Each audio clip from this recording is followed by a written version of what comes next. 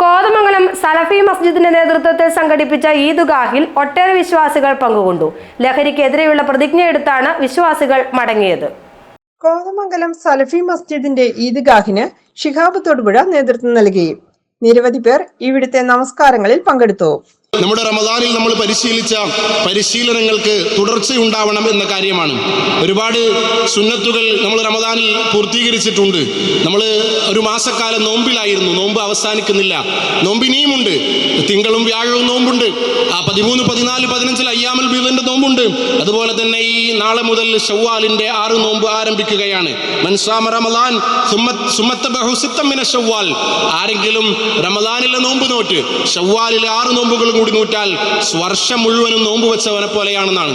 അപ്പൊ നമ്മുടെ അത്താഴത്തിന് വേണ്ടി നമ്മൾ തയ്യാറാക്കി വെച്ച അലാറം ഇനിയും തുടരേണ്ടതുണ്ട് എന്നാണ് സൂചിപ്പിക്കുന്നത്.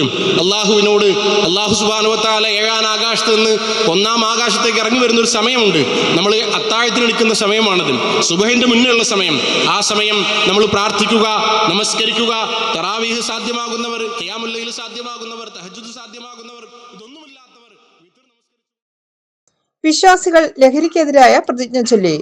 ലഹരിക്കെതിരെ ശക്തമായി പ്രതികരിക്കുമെന്നും ലഹരിയിലൂടെ നാടിനെ നശിപ്പിക്കാൻ ശ്രമിക്കുന്നവർക്ക് കൂട്ടുനിൽക്കില്ലെന്നും പ്രഖ്യാപിച്ചാണ് വിശ്വാസികൾ മടങ്ങിയത്.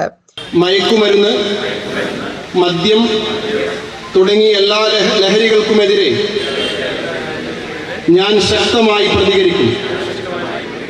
ലഹരി കൊണ്ട് നാടിനെ നശിപ്പിക്കുന്നവർക്ക് ഞാൻ കൂട്ടുനിൽക്കില്ല.